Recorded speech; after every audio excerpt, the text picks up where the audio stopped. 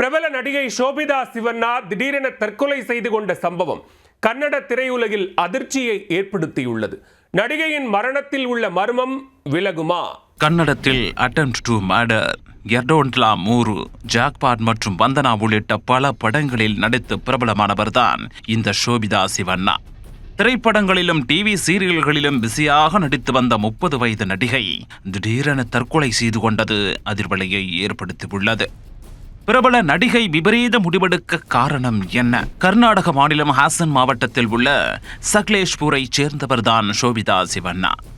இவர் கடந்த 2 ஆண்டுகளுக்கு முன்பு திருமணம் செய்து தனது கணவருடன் ஹைதராபாத்தில் தங்கி வசித்து வந்தார். திரைப்படங்களில் நடித்து வந்ததுடன் காலிபட்டா, மங்கள கௌரி, கிருஷ்ண ருக்மணி போன்ற டிவி தொடர்களிலும் நடித்துள்ளார். இன்ஸ்டாகிராம், ஃபேஸ்புக் போன்ற சமூக வலைத்தளங்களிலும் ஆக்டிவாக இருந்திருக்கிறார்.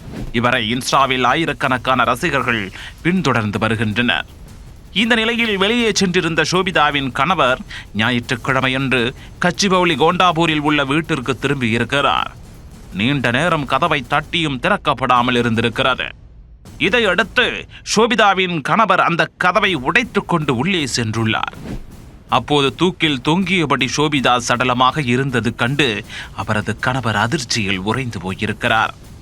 உடனடியாக கச்சிபௌலி போலீசாருக்கு தகவல் தெரிவிக்கப்பட்டுள்ளது.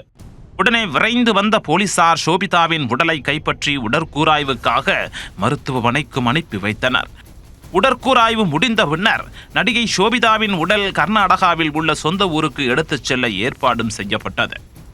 நடிகை மரணம் குறித்து வழக்கு பதிவு செய்த போலீசார் தீவிர விசாரணை மேற்கொண்டு வருகின்றனர்.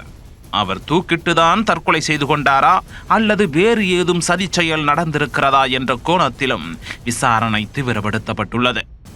அத்துடன் நடிகையின் விபரீத முடிவுக்கு யார் காரணமாக இருப்பார்கள், அவரை இந்த நிலைக்கு தள்ளியது எது என்பது குறித்தும் விசாரணை நடத்தப்பட்டு வருகிறது. திரைப்படம் மற்றும் டிவி தொடர்களில் பிஸியாக நடித்து வந்த ஒரு நடிகையான ஷோபிதாவின் மரண செய்தியை கேட்டு அவரது ரசிகர்கள் மற்றும் ஒட்டுமொத்த கன்னட திரையுலகமே அதிர்ச்சியில் உறைந்து போயிருக்கிறது.